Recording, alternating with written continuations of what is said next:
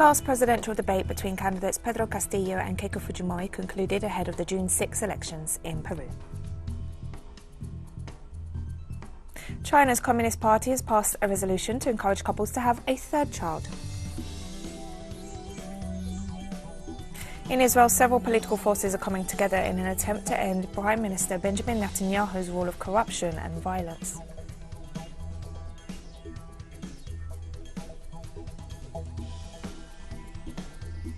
From the headquarters of teleSUR English in Havana, Cuba, this is From the South, and I'm Katrina Goss. The second round of presidential elections in Peru is nearing. The contenders in the runoff, Pedro Castillo and Keiko Fujimori, daughter of former right-wing dictator Alberto Fujimori, faced each other in the last television debate before the vote this coming Sunday. The debate took place at San Agustin National University in the southern city of Arequipa. Opinion polls are giving a slight advantage to Castillo, a leftist teacher running on an anti-neoliberal platform, supported by the Free Peru Party and an array of left-wing parties and social movements. Fujimori, in turn, is the candidate of Peru's big business and financial institutions. Unlike its neighbouring countries, Peru saw a national wave of protests demanding a constitutional assembly in November last year. The country's current constitution was imposed by Fujimori's father in 1993.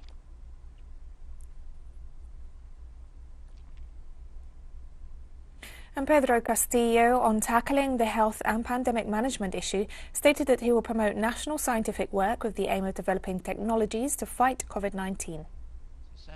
It is necessary to implement the Ministry of Science, Technology and Research so that the people committed to this, the great professionals and our fellow Peruvian compatriots, experts who have studied outside this country, return with the technology, the experience necessary to develop our own technology. We cannot beg for constitutional rights. Keiko Fujimori, candidate of the right-wing Popular Force Party, in turn promised vaccination for all within 2021. It's been announced the acquisition of 60 million doses of vaccines. This is good news. It would now be important to know the arrival schedule of these vaccines, and of course we are committed to make the vaccination process this year quickly, so that all Peruvians are vaccinated, and to achieve this goal, we have called Mr. Carlos Neujas, who showed great management skills in the Pan American Games. We will make the vaccination near your home, in every pharmacy, in churches, schools, so that all Peruvians are vaccinated this year. The national strike continues in Colombia. At least 3 people were injured after an attack by security forces in Buga, in the central south department of Valle del Cauca. The events took place around 11 a.m. in the Santa Marina neighborhood when security forces opened fire on demonstrators. In this context, the community denounced the use of live ammunition by the security forces against unarmed civilians. Local groups called for an end to state violence against peaceful demonstrators who continue to mobilize against the Ivan Duque government.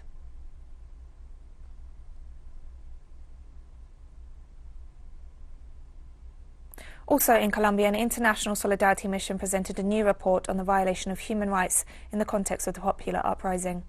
The Argentinian delegation updated its report on the crimes against humanity perpetrated in the country, as recorded by envoys present in the cities of Bogotá, Pereira, Medellín, Cali and Popayán. The organisation also criticised the mainstream media for ignoring the plight of victims of the state-sponsored repression.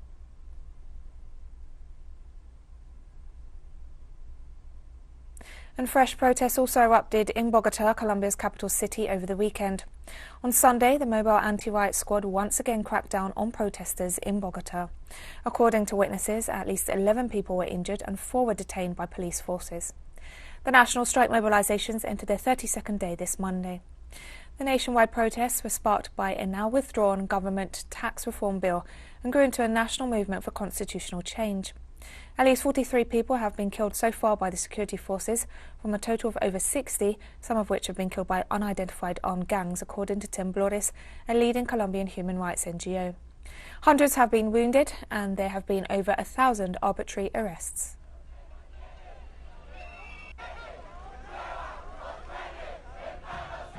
Also in Bogotá, a police officer was caught trying to sexually abuse a young woman he had detained.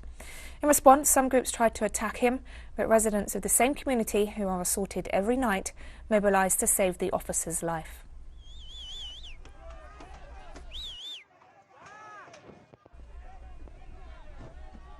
The Venezuelan president expressed his solidarity with the victims of repression at the hands of security forces in the midst of the national strike across Colombia.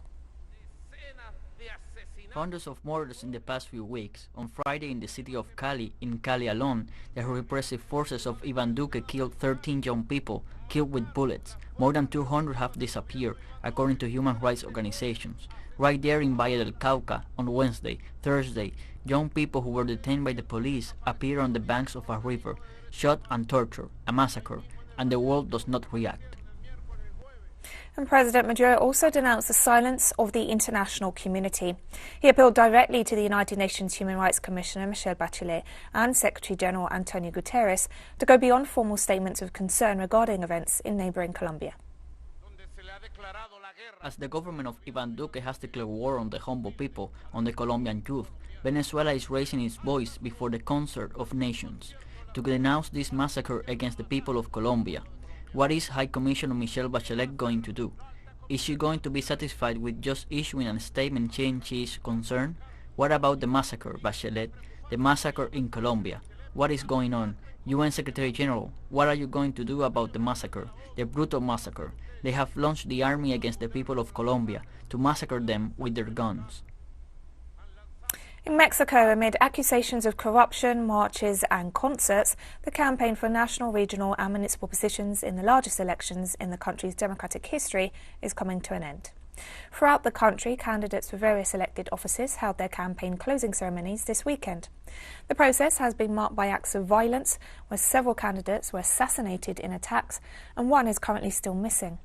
The corruption accusations against several candidates were also made evident in each one of the campaign events. In the elections to be held on June 6, the Chamber of Deputies will be completely renewed, while 15 governorships, 30 local congresses, 1,900 city councils and municipal boards will be elected. The Mexican electoral roll totals 94.8 million citizens registered to exercise their right to vote.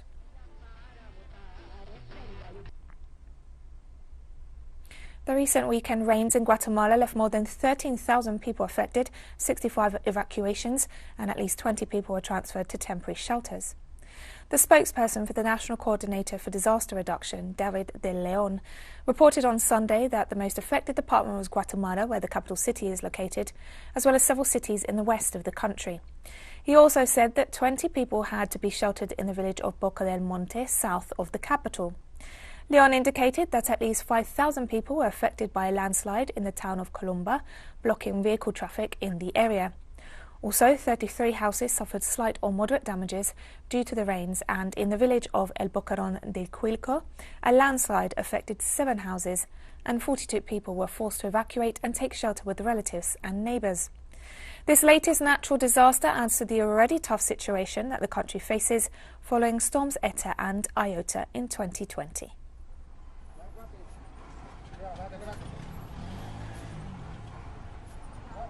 And we'll be right back after this very short break, so don't go away.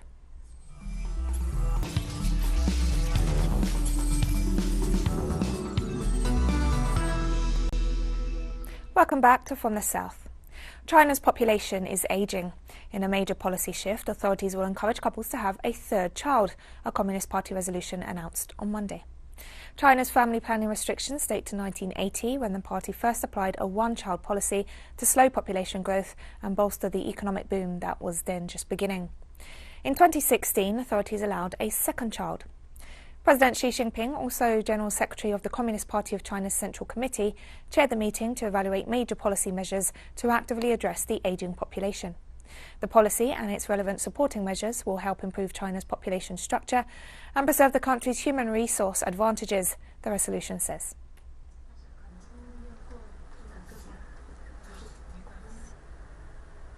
An explosion of landmines in the Central African Republic left at least 5 people dead, including 3 Russians. The explosion was registered in the northwestern village of Bandiba. A military vehicle reportedly struck a landmine, killing at least 2 police officers and 3 Russian advisors who were helping government forces battle rebel groups in the war-torn country, according to local media. The Russian embassy has not yet confirmed the death of its countrymen.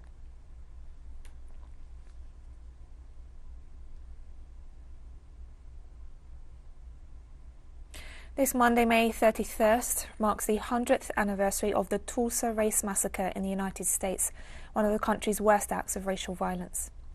Back in 1921, an armed white mob aided by police officers tore down and burned the Greenwood district of Tulsa in Oklahoma State, known as Black Wall Street, and killed as many as 300 men, women and children. According to historians, over 1,200 homes and buildings were destroyed by the violence. During the first decades after the dreadful event, details were hidden as authorities covered up the existence of mass graves and destroyed evidence of thousands of black people being interned by the Oklahoma National Guard.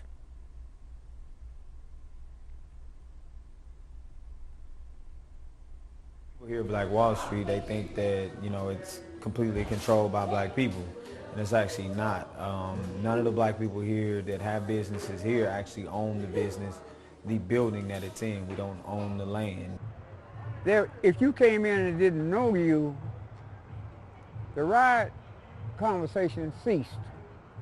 But I was privy to hear it. So I learned a lot about the riot as a very young person that has never left my memory. So yeah, it's definitely gentrified. It's not Black Wall Street. It's Greenwood district with some black business leases.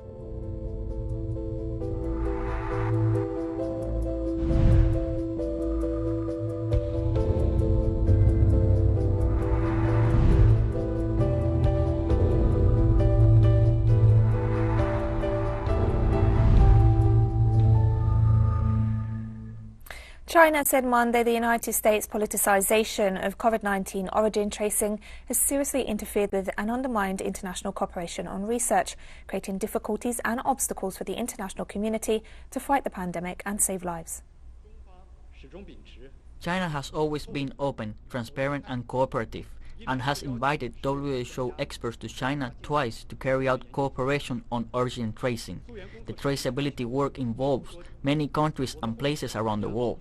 We call on other countries, like China, to invite WHO experts to carry out origin tracing research and earnestly respond to the concerns of the international community.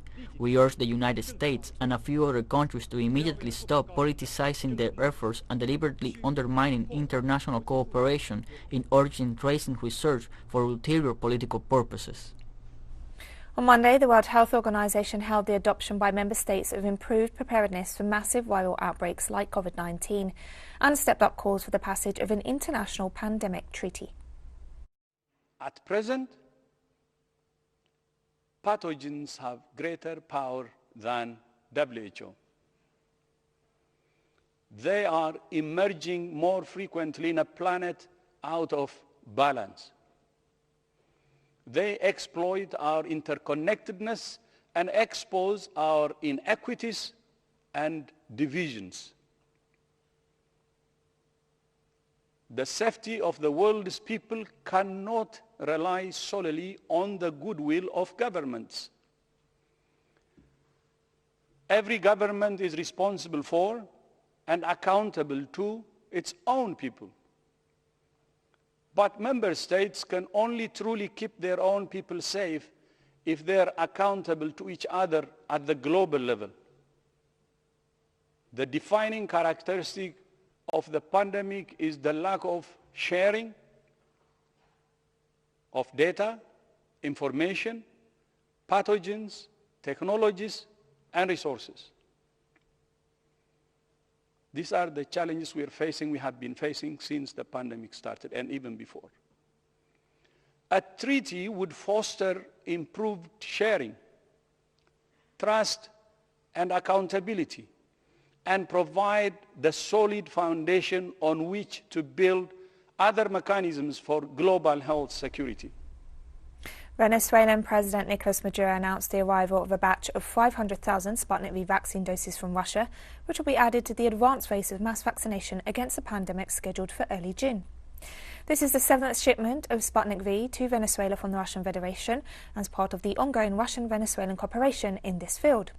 Likewise, President Maduro recalled that on May 23rd, 1.3 million doses of the Chinese vaccine Sinopharm arrived in the country.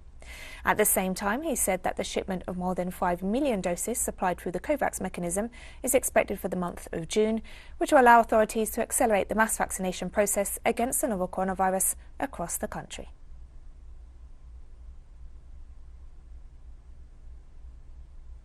And the Venezuelan president assured that the whole population will be immunized against the virus, despite threats from the United States issued against firms willing to sell vaccines to the country.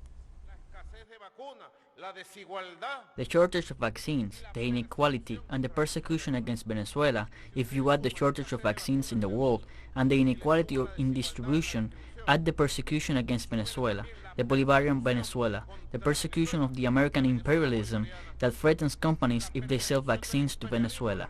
They threaten them with sanctions. Only Venezuela is subjected to this in the world. But nothing stops us. Nobody stops us, and we are searching with a lot of intelligence, creativity, perseverance, and a lot of work. We are looking for the way so that this phase of vaccination is fulfilled. In spite of having one of the world's worst coronavirus infection and death rates, Brazil will now host the America Soccer Cup 2021 after the South American Federation discarded Argentina and Colombia. The tournament was due to take place simultaneously in the two countries for the first time.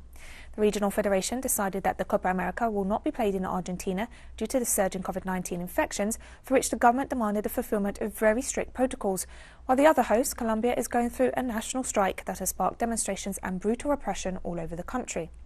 The choice of Brazil will probably prove to be controversial too.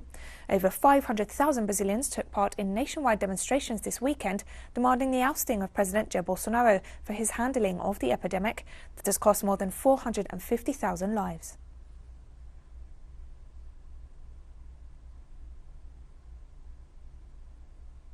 And in Buenos Aires, residents reacted to Argentina no longer hosting the Cup. Don't let soccer fans kill me, but I think this is good.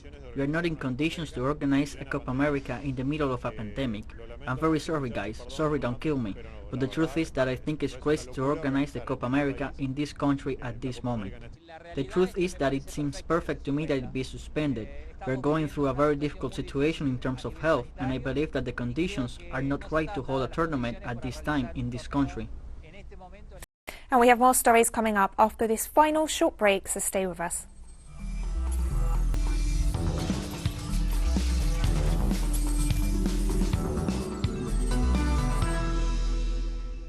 Welcome back to From the South. Israel's political landscape is changing. 7 political parties seek to sack Prime Minister Benjamin Netanyahu and form a national unity regime. Continued corruption scandals and failure to subdue the Palestinian resistance in Gaza in May have prompted the occupation political parties to unite against Netanyahu, who's fighting for political survival after 12 years in office. The most extreme Zionist organisations are grouping together with milder versions of the Israeli parliamentary system to form a government of unity to be led by Naftali Bennett, a radical enemy of Palestine. The Palestinian resistance obtained a political victory in the recent wave of Israeli attacks, widely criticised for the brutal use of aerial and artillery force against civilians in Gaza. I hereby ask the members of parliament who were elected by the votes of the right, don't cheat the public who voted for you, and even more, don't cheat yourselves. If you are right-wing, don't vote for a left-wing government, and if you vote for a left-wing government, you are not right-wing. This is the simple truth. Act according to it. Stand up to the left-wing government, and with God's help, together we will form a right-wing government for the benefit of all the citizens of Israel.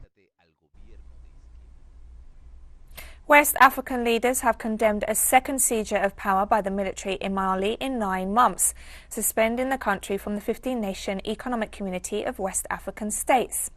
At a crisis summit held in Ghana, the bloc decided to suspend Mali and urged coup leader Assimi Goïta to appoint a new civilian prime minister and forge a new inclusive government. The African leaders stopped short of hitting the country with sanctions to back this demand, a move that they had adopted after a first coup last August. Back then, Goïta led army officers who overthrew elected President Ibrahim Boubacar Keïta following protests over perceived corruption and a bloody jihadist insurgency.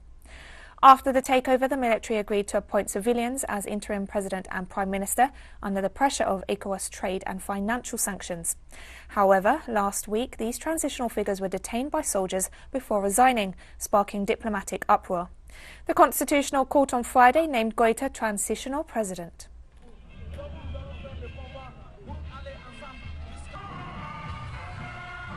And Malians offered their views regarding the naming of Assimi Goita as president. This country is not advancing at all. It is because of the leaders. If we have a good leader, the country will be better. But as long as we do not have a good leader, the country will not be able to get better. As suddenly Goita has been appointed president, I was really pleased. To say that Assimi is not going to ensure the presidency of the transition is weak. Assimi only has to do what is right. He just has to get it into his head that the management of the country must be done according to the rules, that he must restore law. I say it again, those who are going to sell the country abroad and sit as leader out of personal interest, we must fight them by all possible means, as long as we do not eliminate them. Even if we bring in Russian weapons, we will not be able to face the adversary because they are unscrupulous people. Gunmen kidnapped scores of children from an Islamic school in central Nigeria in the latest in a wave of mass abductions that have forced some northern states to close public schools. Some 200 children were at the seminary in Niger State on Sunday during the attack, according to local government, which tweeted that an unconfirmed number were taken. The abduction came a day after 14 students from a university in northwestern Nigeria were freed after 40 days in captivity. According to a police spokesman, the attackers arrived on motorbikes in Tengina town and started shooting indiscriminately, killing one resident and injuring another, before kidnapping the children from the Salihu Tanku Islamic school. Armed gangs are terrorizing inhabitants in northwest and central Nigeria by looting villages, stealing cattle and taking people hostage for ransom.